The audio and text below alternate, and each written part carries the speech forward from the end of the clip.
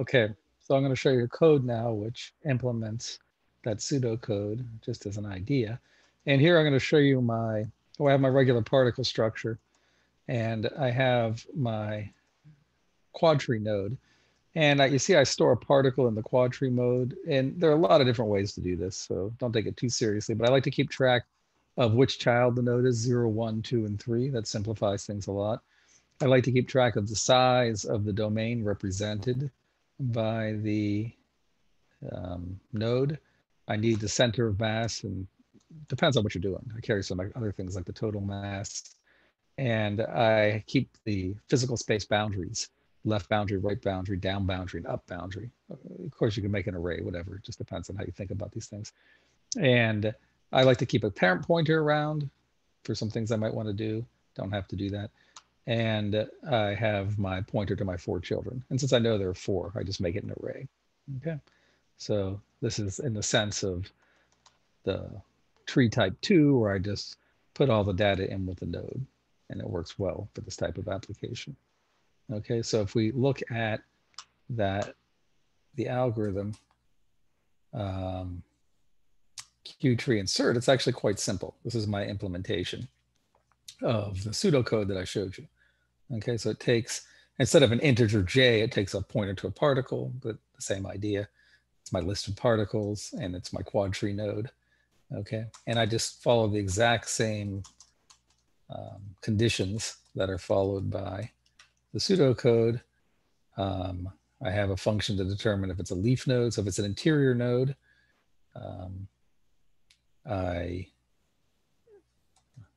recursively call Q-tree insert on the node which contains it.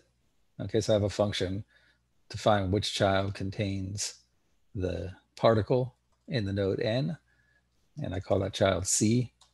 The one that we looked at was while we're allocating memory for new nodes.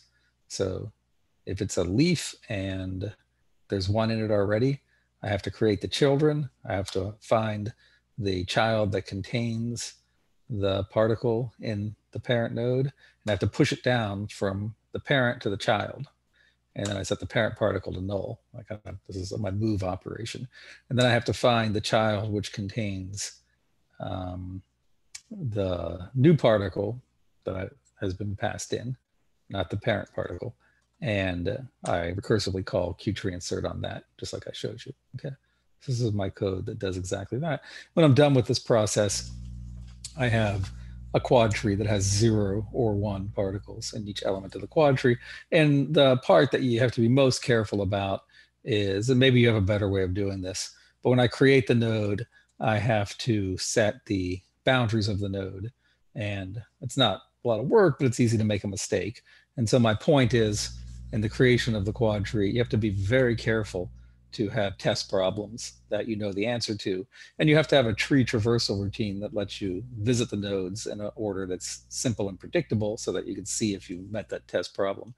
So for example, I created, just as an idea, this lattice init function. Let me see if I find it here. We got lattice init. So what lattice init does, instead of ran init, is it lays the particles out on, you know, in little square cells and an even lattice. So it just lays them out in rows, evenly spaced, so that if you go on a piece of paper and you do this 2 or 3 steps of this algorithm with some number that has a integer square root, like 16 or 100 or something, you get a very predictable, simple answer if you do then a post order traversal. And it's good to sketch out that little test problem on a piece of paper and then run it and make sure you get the right answer before you start playing around with the second part of this, which is the computation of the forces. Okay, so make sure you have your quad tree really right.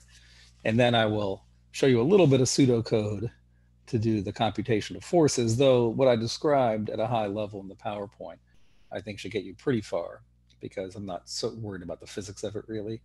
Um, you can play around with the distance parameter, but the way that I describe the depth first search is very much the way it looks like in a code. But I'll show you an example.